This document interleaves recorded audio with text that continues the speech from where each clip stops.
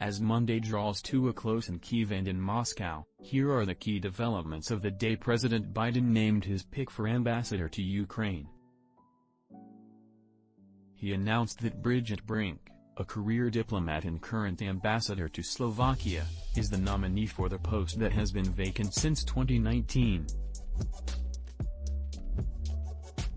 Secretary of State Antony Blinken, who met with Ukrainian President Volodymyr Zelensky in Kyiv this weekend, said the U.S. would send millions more dollars worth of aid and is beginning to send diplomats back to the country after evacuating embassy personnel to Poland in February. Russia fired missiles at 5 rail infrastructure targets in central and western Ukraine, according to Ukraine's National Rail Service.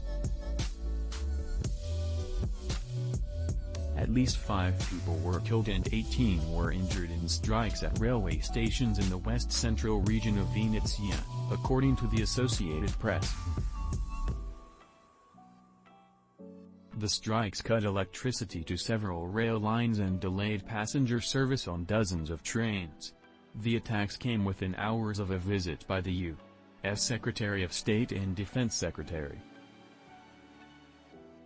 Russia's ambassador to the U.S. called on the Biden administration to stop shipping weapons to Ukraine.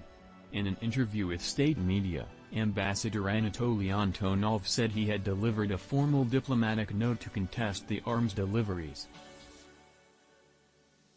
Russia has previously warned it views NATO weapons deliveries as legitimate military targets. Russia's defense ministry said it would allow civilians to evacuate from the besieged Azovstal steel plant in Mariupol, but Ukraine said no humanitarian corridor agreement was reached. The plant is the last remaining Ukrainian-held outpost in the port city, which Russian forces have blockaded for much of the last 2 months. This weekend, Russia called in airstrikes on the steel factory to dislodge Ukrainian troops holding out there. Much of Europe welcomed the French election result, in which President Emmanuel Macron won a second term. His far-right opponent, Marine Le Pen, campaigned for a strategic shift for France that would have involved pulling it out of NATO's integrated military command and backing closer NATO ties with Russia once the Ukraine war ends. Russian President Vladimir Putin congratulated Macron on his re-election, according to the Kremlin. Macron has worked toward diplomacy with Russia over Ukraine, including a Moscow visit in February and repeated phone calls with Putin. Russian forces were driven out of this village outside Kharkiv, Ukraine.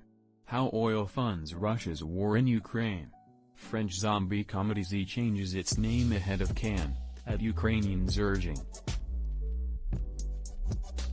The war has many Ukrainians who speak Russian abandoning the language. Finding joy on Easter Sunday in Ukraine. You can read more news from Monday here and more daily recaps here. For context and more in-depth stories, you can find NPR's full coverage here. Also, listen and subscribe to NPR's State of Ukraine podcast for updates throughout the day.